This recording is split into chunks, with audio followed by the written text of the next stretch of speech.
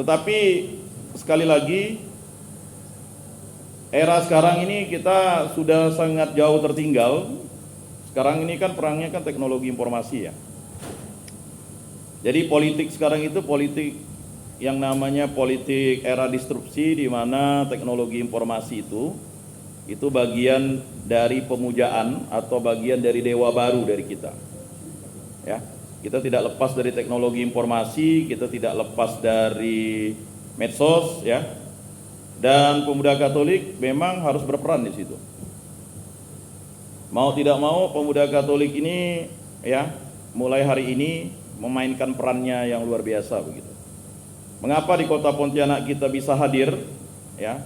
Zaman Bung Alek memperjuangkan itu 2012, ya, terima kasih. Sampailah ke zaman Bung Bambang ini, ya. Kita berikan semacam petasan sedikit biar agak pedas, ya kan? Dan hasilnya seperti ini, ya. Menghadirkan wali kota, walaupun wali kota mewakilkan menggunakan kepala dinasnya tidak masalah. Jadi keberadaan kita nih, eksistensi kita nih memang harus diobral. Ada 5O, prinsip kita sebagai organisasi itu. Yang pertama, kita punya otak. Otak itu diberikan Tuhan sama, tinggal kita mau sekolah kendak gitu. Bukti saya bisa selesai S2 itu kan ijazah. Maka saya sering katakan pemuda Katolik ini sekarang minimal lah S1. Karena waktu dialog saya dengan deputi di Bappenas untuk IKN, percuma Pak, kita misalnya ingin mengembangkan IKN, tapi kalau penduduk lokalnya itu intelektualitasnya rendah, minimal D3 lah. D3. Jadi itu salah satu perjuangan kita nih. Makanya Monsinyur Agus, ya, menggalakkan pembentukan Universitas Katolik yang baru kan, walaupun ada Universitas Katolik sebelumnya, ya, sehingga universitas itu bisa mampu menjawab tantangan zaman itu. IKN itu sudah pasti, bukan lagi impian kan. Jadi untuk itu kita berharap pemuda Katolik memainkan peranannya. Peranannya apa yang pertama tadi itu, otak itu tadi. Apakah pemuda Katolik pernah mendapat beasiswa dari KWI? Saya selalu ngomong, kebetulan saya juga sekarang ketua Dewan Pembina DPD Patria ya. Kebetulan sekretaris ini sih. Ya. Saya yang bilang udah terlalu tua, cari yang muda-muda lah. Kata tua nih beginilah. Kalau orang sudah menginjak usia 40 tahun ke atas, lebih banyak memberikan motivasi sebenarnya. Karena yang muda ini harus mampu untuk menciptakan yang namanya persaingan yang kompetitif. Kalau Pak Paulus dulu dia menjadi kontraktor itu sekian puluh tahun, sekarang ya cukup main laptop saja, anak usia 18 tahun itu bisa mengalahkan Pak Paulus. Mengapa? Karena dia menguasai teknologi informasi dan menguasai informasi. Nah itu, Pak Paulus menguasai informasi, tapi teknologi informasi masih butuh orang, ketinggalan begitu. Jadi apapun yang kita buat itu, kita harus, ya, menggunakan itu. Kita tidak perlu malu kita sarjana, ya. Kadang kan kita ini kan malu sarjana ya, undok tamat SMA, capek-capek orang tua sampai jual kambing, jual babi, jual ayam, jual ini, ditanya sarjana karena malu lulusannya dari mana. Sekarang tidak perlu malu. Berikutnya yang kedua itu kita memainkan yang namanya, ya kan, organisasi. Sekarang siapa yang bisa menghadap presiden, bisa menghadap gubernur, bisa menghadap wali kota? Organisasi. Coba tanya Bambang dengan Novatus, ya kan. Kalau dia Bambang yang bertanda tangan di bawah ini Bambang menghadap Pak Wali Kota, siapa Bambang? Kecuali Bambang ini adalah tokoh terkenal, ya kan, artis. Tapi kalau organisasi itu memainkan perannya. Kita bisa ke dinas-dinas, ya. Makanya saya sering katakan koordinasilah dengan dinas-dinas, bukan cari duitnya, ya kan, cari idenya. Kata Dahlan Iskan itu, saya berangkat ke luar negeri itu bukan untuk cari duit, tapi cari ide, ya kan. Nah organisasi ini memainkan perannya. Berikutnya omong, nah ini omong. Jadi tadi Bung Alik udah omong karyanya, ya harus diomong. Tidak bisa sekarang kita diam-diam gitu. Ya kan, kita punya karya gitu, diam gitu. Nanti udah tua baru kita cerita dengan cucu kita, benar sikit lah kek. Ya kita cerita lah kan gitu. Walaupun karya itu sedikit ya kan, tapi kita omongkan gitu. Ya kan, karya Pak Paulus diomongkan, karya saya diomongkan, karya Bung Alik diomongkan, karya Novatus, karya Bambang diomongkan. Tidak mungkin kita tidak ngomong karya kita tuh, ya kan? Karena kita di dunia bukan di surga. Kalau di surga kan bukan urusan kita lagi, ngurus urusan Tuhan. Nah itu tadi yang dimaksud politik ladang perutusan kaum beriman awam itu. Ladang anggur itu ya, baik yang gabung organisasi mulai dari awal jam 5 pagi, jam 9 pagi, jam 12 siang, jam 3 siang, jam 5 semuanya dapat 1 talenta. Upahnya sama, upahnya besar di surga. Jadi memainkan perannya itu harus diomongkan. Ya. Di sini ada beberapa anak dari Untan, anak dari UPB, ya mainkanlah perannya itu. Kasih dia punya peran katanya. Ya kan? Di Pesparani itu walaupun kita ini non formil, tapi lobby kita untuk menjadi tuan rumah 2025 itu kita mainkan. Kita mainkan. Kita soundingkan. Nanti yang untungnya siapa? Pemuda Katolik cabang Kota Pontianak kan pasti dia akan dilibatkan menjadi panitia. Itu kan. Nah, kalau kita sudah memainkan peran itu, siapa yang tidak kenal kita? Maka Lydia sudah kita dorong untuk menjadi ini. Sekarang kita dorong Triurada. Triurada itu datang ke sini, ketahuan juga akhirnya perannya. Ketika saya ketemu dengan Monsinyur, sebenarnya hanya mau main di PSE. Datang ada aktivis PMKRI, tangkap saya. Aktif lagi lah bang. Udah malas sebenarnya saya aktif nih. Karena enggak nambah duit aktivis, aktif terus duit tipis, susah kan? Kocek itu enggak nambah-nambah duit tuh kalau kita organisasi. Tetapi itulah tadi berkatnya itu luar biasa, bisa ketemu macam-macam orang gitu. Ya. Dulu ketemu Pak Pam mungkin jauh sekali ya, rasanya siapa Pak Pam tuh dari ujung sana. Sekian tahun nanti akan ketemu, Tuhan akan mempertemukan kita karena kita satu baptisan. Nah itu peranan awam itu. Berikutnya ya obral. Nah obral, pemuda Katolik ini event apapun harus dibuat lah. Sekarang mudah, enggak perlu pakai baliho. Kita menggunakan yang namanya apa namanya itu? Saya sering contohkan itu, kita membuat player apa namanya? Yang bukan blogspot. Kalau ada misalnya kayak seperti ini, kita buat yang kita share tuh ada foto. Tuibon. Tuibon. Itu sarana obral yang paling gratis. Oh ini Bambang ketua DPC ini. Oh ini Alek nih ketua Demosioner. Oh ini Novatus nih gitu. Tuibon. Ya, tulis nama lengkap di situ Tuibon. Mukanya. Pasti nanti orang akan ingat. Mainkan perannya itu. Ya, obral. Ya. Jadi jangan seperti kata dalam tempurung. Apa kata Yesus? Masa kita nih cahaya, ya? Lalu kita masukkan di dalam gantang. Kita nih cahaya. Kota Pontianak membutuhkan dewan nih. DPRD Kota Pontianak hanya satu aja, Dewan Katoliknya. Marilah berbagai macam partai untuk gabung di partai. Apapun platformnya, sama juga memperjuangkan rakyat. Kebetulan ada yang di partai A, partai B, partai C, terima kasih. Ya, setialah dengan partainya. Karena kalau pindah-pindah partai itu kadang susah. Ya kan? Kucing kurap. Ya kan? Jadi pindah, bukan kutu loncat, kucing kurap. Kucing kurap itu kan didekati kalau orang itu mau cari kucingnya. Nah, berikutnya otot. Nah, kerja. Kerja ini sesuatu yang luar biasa ya. Jadi pemuda Katolik sekarang di era sekarang ini, ya terima kasih lah yang sudah mau bergabung di pemuda Katolik hari ini. Karena saya selalu minder ditanya berapa jumlah kader pemuda Katolik. Saya hanya menghitung yang dulu-dulu pernah saya ingat. Karena data itu setiap tahun divalidasi. Ya saya hitung-hitung kalau ini ya pemuda Katolik, wow ini pemuda Katolik ini ada 2000 nih. 2000. Kata 2000 itu kan saya ambil dari filosofi kitab suci.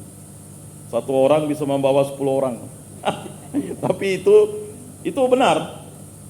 Umat Katolik di Kota Pontianak yang ber-EKTP 44.000. Masa 44.000 janganlah jauh, 10% 4.400.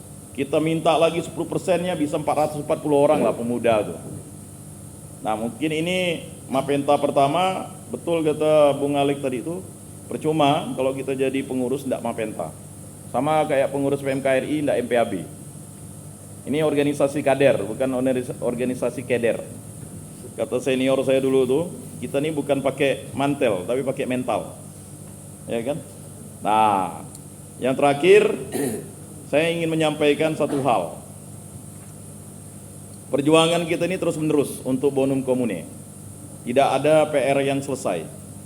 Makanya PR itu dikerjakan terus menerus.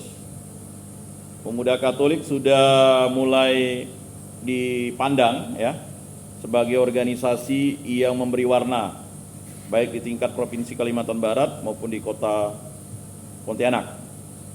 Karena ini barometer tadi. Kata Bung Alek itu untuk membuat Komcat itu tidak semudah membalikkan telapak tangan. Butuh yang namanya jiwa hamba. Hamba disuruh-suruh. Ya. Pada hari ini momen bersejarah. Saya yakin dengan kepemimpinan Bu Angel ya. Beliau orang muda ya. Dulu tahun 2021 kalau tidak salah dia itu ya. Kata 2021 kalau tidak salah di Orkabinanya itu. Kami punya gerakan untuk membuat gereja di Untan. Sampai sekarang tak terrealisasi. Saya lupa tadi itu mau ngomong kalau panel tuh. Kan demo waktu itu Bu Angel. Ya kan? Jadi kami otak-otaknya yang suruh demo. Jadi BKMK itu jadi yang dulu katanya KMK sudah sendiri, tetapi karena ada SK itu jadi menjadi satu. Akhirnya kita bubarkan BKMK, minta dengan rektor, KMK sendiri, PMK sendiri. Lalu ada momen waktu itu rektor mengatakan akan ada sarana tempat ibadah. Saya sih tetap berjuang yang itu saja, ya kan? Jadi di Untan itu ya memang perjuangan itu. Jadi perjuangan kita itu, kita jangan takut berpolitik karena kita memang organisasi politik. Kata politik itu jangan diartikan politik praktis. Kalau mau berpolitik praktis kayak Chris di PSI, kayak Pak Paulus di PDIP. Mungkin ada yang di Golkar, ada yang di Demokrat, ada yang di Nasdem, ada yang di P3 mungkin, ada yang di PKB atau ada yang di PKS, silakan. Tidak ada masalah. Selama kita bisa memperjuangkan bonum comune. Gitu. Nah, saya berharap ini momen begitu bagi Bambang dan kawan-kawan, ya, bagi Bambang dan kawan-kawan nih. Momen bersejarah dan 77 tahun, 77 loh ya, 77. Angka 77 itu angka keramat. Harusnya dirayakan dengan meriah. Konvoy kita. 77 itu konvoy. Minta Pak Wali Kota datang, potong tumpeng 77, kan begitu. Nah, kalau enggak memang 77, 78 ya lah. Tahun depan kan. Ya. Jadi kita mainkan peran kita itu. Nah, memainkan peran itu enggak sulit kok. Ya kan? Dengan dialog. Dialog, meluruskan sejarah. Sejarah itu perlu diluruskan. Baik, itu saja yang dapat saya sampaikan untuk bagaimana peran awam ya. Orang selalu bertanya, maka tadi Bu Angel agak bingung. Ini dulu kuliahnya di teknik, tapi kok di Kementerian Agama? Saya juga bingung. Sarjana teknik, kerjanya penyuluh agama. Nah, ya kan? Ya itu tadi tidak perlu bingung. Lukas juga tuh, ya kan? Tabit jadi penulis Injil, ya kan? Matius pemungut cukai penulis Injil, ya kan? Nah, luar biasa kan? Nelayan-nelayan jadi penginjil. Jadi kita ini sebenarnya penginjil dari bidang-bidang kita lah. Ya. Jadi tidak perlu ditakutkan mau masuk di instansi apa. Saya sudah berulang-ulang kali ditawarkan orang ke otonomi gitu. Ya dulu zaman Pak Gidot saya sudah ditawarkan untuk pindah. Saya bilang sepertinya Tuhan masih membutuhkan saya di sini. Masih membutuhkan saya. Ya kan? Waktu mau ngurus pindah ke Pemprov juga, entah bagaimana surat itu lambat datang. Masih juga saya di sini. Sekarang pun juga ada tawaran dari kota suruh saya pindah. Tapi rasanya belum mau saya mau pindah. Karena masih banyak yang harus dikomunikasikan dengan ormas lah terutama ini. Jadi kita mari bahu-membahu. Kalau memang ada yang ingin memasukkan proposal langsung ke pusat saja, tidak masalah sebenarnya. Kalau dana kami itu dari pusat. Makanya harus pandai-pandai membuat timing schedule-nya untuk memasukkan dana itu. Pak Paulus tuh yang paling tahu kalau untuk dana APBD, tapi kalau untuk dana APBN itu timingnya harus tahu. Betul kata Bambang, ya kan? Setiap apa tuh kita masukkan untuk 2024. Jadi meminta itu jangan meminta untuk tahun depan karena udah terlambat. Meminta untuk 2 tahun, terus kirim. Rekomendasinya dari Kepala Kantor Kementerian Agama. Misalnya ingin membuat kegiatan moderasi beragama, itu boleh. Karena komitmen kebangsaan, ini kan kita membangun komitmen kebangsaan ya, NKRI kan. Pancasila, Undang-Undang Dasar 1945, Bhinneka Tunggal Ika. Ini lagi nih. Jadi kalau memang pemuda Katolik cabang Kota Pontianak ingin membuat kemah moderasi, silakan ajukan untuk 2024. Ya kan? Ajukan saja. Ya. Kelemahan kita itu tidak mengajukan proposal. Kalau orang udah sampai segini proposalnya, kalau kita yang 2 ini lalu ditimpa lagi orang. Jadi itu.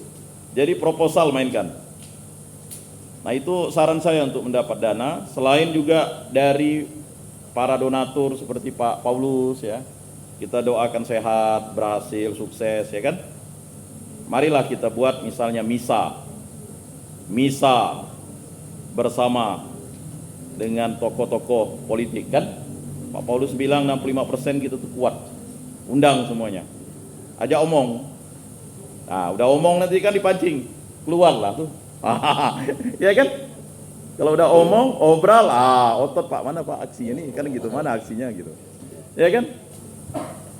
Jadi cara mencari dana ini kalau Pak Paulus ajarkan tuh lakukan dulu, tapi jangan yang muluk-muluk gitu. Ya kan? Yang kalau muluk-muluk susah. Jadikan dulu lah. Setahun, 2 tahun, 3 tahun, 4 tahun dan lihat hasilnya nanti. Panen itu akan datang. Ini orang mau panen dulu pula. Belum nanam mau panen gitu. Pak Paulus sering katakan ya nanam dulu gitu. Kayak kebun sawit kan 5, 10, 15. Nah, jadi itu. Jadi saya hanya memberikan tips-tips pengetahuan yang biasa-biasa saja, tetapi nanti yang komprehensifnya ini silakan dibaca. Ya. Kalau yang paham benar, si Kris itu paham tuh, ya kan? Dia ekonom plus, ya kan, katekese dan politisi sekarang.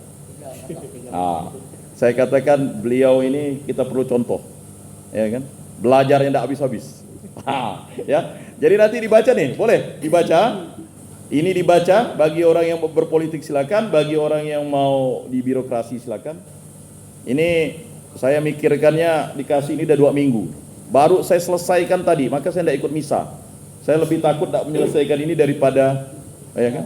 Daripada ikut misa. Misa saya sudah tadi demi menyelesaikan ini. Tapi tidak menjadi sesuatu yang harus menjadi beban kalian. Tapi mohon dibaca karena ini komprehensif sekali dan ini dokumen yang memang mesti.